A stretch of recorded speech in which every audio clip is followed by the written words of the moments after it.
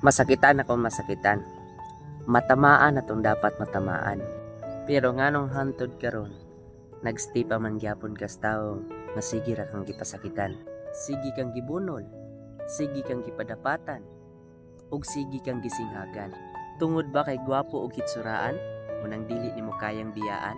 Hoy, pagmata na, ang gwapo dili na mo'y makaon nimo. Dili na mao ang mubuhi nimo. Hitsuraan, nya tapulan, ni bisag gamay trabaho, walay nahibalan. Kung ako pa nimo, imo na nang biyaan, kay ikaw ra man gihapoy mag-antos ug masakitan. Pangitag laing laki, na bahalag dili hitsuraan, apana ay baruganan.